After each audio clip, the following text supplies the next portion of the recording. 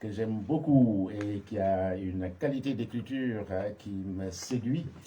Voilà. Et Céline qui a été bien appréciée par notre chère Rokhaya. Hein? Voilà. Alors Céline est une jeune poétesse qui écrit et vraiment une belle écriture. Vraiment, moi je ne connaissais pas ce type d'écriture-là. Je ne connaissais pas du tout. Je connaissais pas du tout. J'avoue que je sais beaucoup de choses, mais ce type d'écriture-là, non. Et je préfère ne rien dire et la laisser effectivement se présenter et dire en quoi consiste son travail, quels sont les thèmes qu'elle aborde. Et je sais qu'après la poésie, tu as taquiné un peu sur le roman ou je ne sais pas. Voilà. Céline. Écoute, merci Bakary pour l'invitation et merci Founé de nous avoir accueillis. Je suis un peu émue parce que il y a un problème qui dit que quand le ruisseau n'est pas loin de la source, elle ne craint pas la sécheresse. Tout à fait. Donc j'ai cru boire des paroles. Il y a la sagesse qui est assise, donc je me sens un peu, pas éméchée, mais un peu avachie. Alors moi, je suis Célina la poétesse, je suis poétesse. La poésie est en chant. À la base, je voulais chanter. Et mes parents m'ont dit non parce qu'il n'y avait pas de suite favorable au métier d'artiste en Afrique. Donc juste pour rebondir sur cet aspect où on disait que les parents sont nos héros. Et moi, j'ai fait la paix avec ceux qui nous interdisaient parce qu'ils sont aussi le reflet de leur éducation. Et aussi, moi, je me dois aussi de faire ce que je veux, on va dire, dans la vie, dans la limite de ce qui est raisonnable. Voilà. Alors, moi, j'ai quitté le Sénégal à 18 ans, après un baccalauréat S, pour rejoindre Marseille. Je suis venue seule. Et vu qu'on m'a interdit de chanter, donc mon père, pour essayer toujours de me cadrer, m'a inscrit à l'Institut français de Dakar. C'est là où j'ai pris goût à la poésie. J'ai découvert Senghor, j'ai découvert d'autres poètes, et je me suis dit, tiens, quand j'écrivais, il y avait des rimes, c'était très rythmé, et la poésie, comme disait Senghor, c'est avant tout un chant. Donc finalement, ça devient une passion orientée, parce que je retrouve aussi le chant dans la poésie. Arrivé en France, on se sent un peu égaré, on est coupé de l'Afrique, et comme on dit, c'est quand on s'éloigne des choses qu'on perçoit leur importance, leur valeur. Quand je suis arrivé en France, c'est là où j'ai compris que je venais d'une Afrique valeureuse, et chacun a son arme. Et moi, l'arme a été l'écriture. Parce que pour moi, écrire, c'est un exutoire, c'est une thérapie. Écrire m'a permis de me recadrer, émotionnellement parlant, mentalement parlant.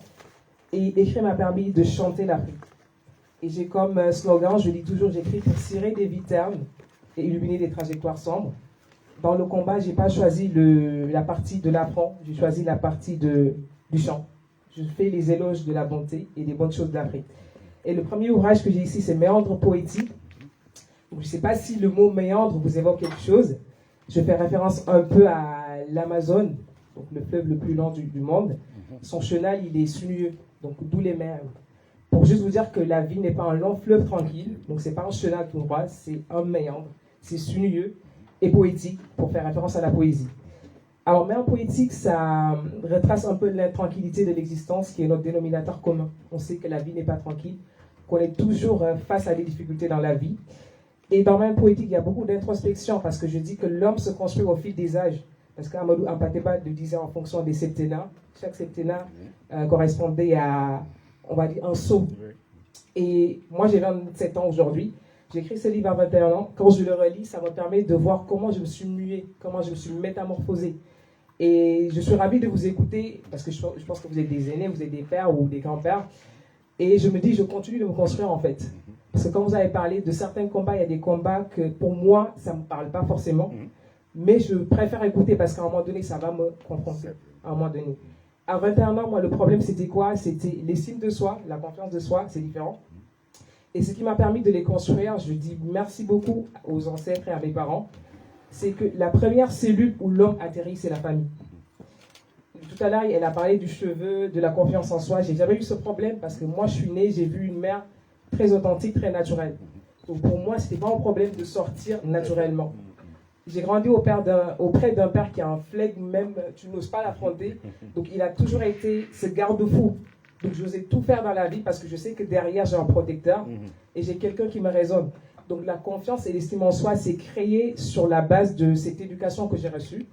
Et quand je suis sortie de la France, j'avais déjà une carapace, j'avais déjà, on va dire, comme une carapace, on va dire. Et je me suis maintenant, j'ai vu les Européens, j'ai fait la fac, j'avais des blancs tout autour de moi, mais jamais ça m'a posé problème. Parce que je me suis dit, dans ma vie, je choisis mes combats. Voilà. Il y a des choses, ça ne me parle pas, peut-être, mais j'écoute parce que dans la vie, il faut écouter, il faut accepter, il faut le tout pour faire le monde. Mais il y a des batailles que j'ai choisies. Et essayer de me faire accepter par rapport à mon apparence, non. Franchement, je préfère mettre mon énergie quelque part. Et bizarrement, je n'ai jamais eu de retour, on va dire, négatif sur mes cheveux, sur ma personne. Jamais. Bizarrement. Ça fait toujours, ça crée toujours peut-être, les gens sont submergés ou ça je sais pas, ça voilà. interpelle. Mais non. Et par rapport aux études, moi j'ai toujours fait des études tranquillement. Je me rappelle à une époque où quand tu avais une question bonus, tu avais plus de 20, tu avais 23 sur 20. Voilà. C'était un exercice de physique et j'avais 23 sur 20. Le prof a remis les copies à tout le monde et il y avait la seule noire qui restait dans la classe qui n'avait pas sa copie. Donc on se disait qui a eu 23 sur 20. Et le prof il est venu il m'a félicité, il m'a donné un paquet d'haricots.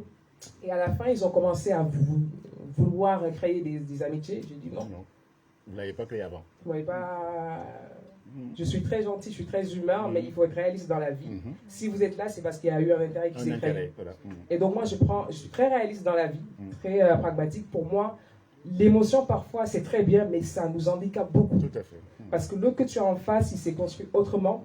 Donc si tu t'efforces, c'est comme un serpent. Si tu veux l'attraper parce qu'il te mord, tu ne vas jamais finir tes querelles avec. Donc moi, dans ma vie, je me suis toujours dit que Dieu nous a créés comme il le veut, je l'accepte pour faire la paix avec moi-même. Et je fais l'éloge de ce que je trouve bien, je promeux dans la vie et ça s'arrête là. Le reste, je le donne aux autres parce que chacun a sa mission dans la vie également. On voit. Et donc ça, c'est bien poétique. Après, ils m'ont dit c'était un peu morose, j'accepte toutes les critiques. C'est bien parce que j'étais en crise identitaire, je l'avoue. Et je suis partie vers l'amour. Donc s'il suffisait d'aimer, qui est sorti en 2023, qui parle d'amour, parce que j'aime bien le rendez-vous du donner et du recevoir, comme ce rendez-vous. J'ai beaucoup écouté des gens qui ont souffert par rapport à l'amour, comme on dit Goumin chez les Ivoiriens, les chagrins d'amour. Et je suis arrivée à une réflexion en me disant, en fait, tout le monde, chaque personne en tout cas qui a une attente se voit toujours déçue. Et si on essaie de changer de mode d'emploi, est-ce qu'il ne faut pas combler?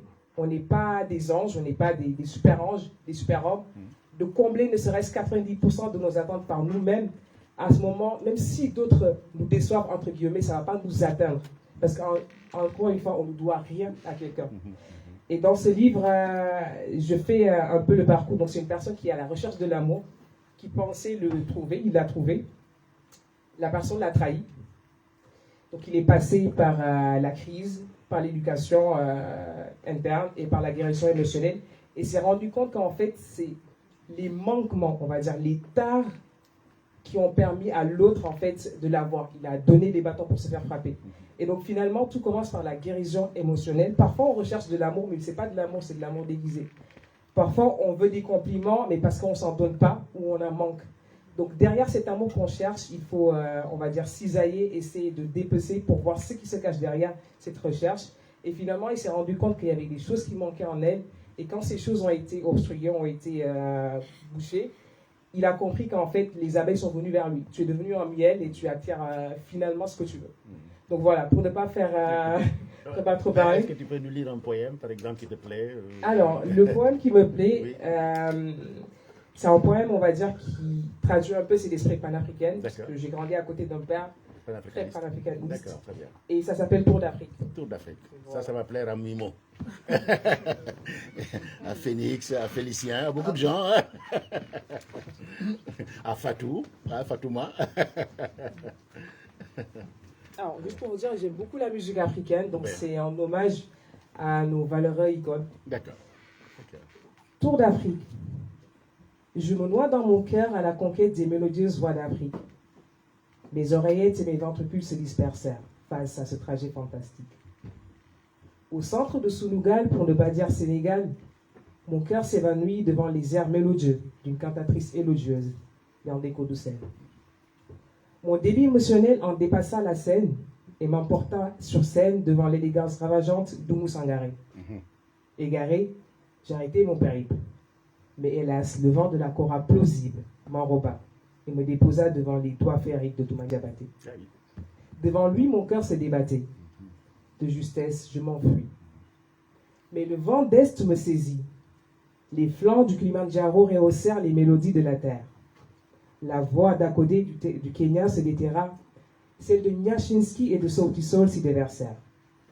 Ces puissants sopranos me firent virevolter jusqu'à Tandalé, où le rossignol sifflant, de l'est emballé.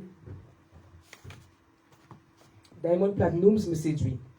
Il m'enivra dans le monde du bongo flave, à Santé-Lissana. Cette escapade fut éphémère, car un parfum me tira, celui de la mer. Je rejoignis les îles du Cap-Vert où les cordes vocales de Zeka d'Iranalda et de Césaria Evora crevassaient les orifices de la terre. Quel magnifique timbre! J'en eus des frissons que je rejoignis les chaleurs de la terre ferme. Mon cœur fit escale à Abidjan chez les patrons, aussi époustouflant que la madrague de Montredon. Mon cœur tomba en panne, je me réfugiai alors chez les garagistes pour que mon bémol glisse. Mais je fis une rechute lorsque la voix de Monique Seka me saisit. Heureusement, celle de Daouda le Sentimental me rétablit et m'amena à Libreville, la capitale. Bané, double rechute. La voix d'Oliver Goma retentit. Celle de Patience d'Abani s'y inscrivit. Malgré ce hic, je continuai mon périple. Et par mégarde, la voix d'I.F.I. du Ghana m'engloutit. Alléluia, celle de Sarkozy m'y sortit. Lassé, je m'enfuis au centre pour dormir comme un panda. Mais la voix de Charlotte Dipanda m'en empêcha. Dolo Bukate, un peu d'amour, car toutes ces voix ne m'ont pas raté. Elles ont malmené mon corps dératé. À peine remise, la voix de Henri Dikongué me fit tressaillir, mais c'est la vie. Bravo. Merci beaucoup. Merci beaucoup. Merci. Alors, nous allons toujours continuer, pris par le temps. Donc, nous allons continuer avec Elisabeth Boutsila. Alors, Elisabeth, c'est quelqu'un qui écrit depuis 20 ans. Comme je vous ai dit,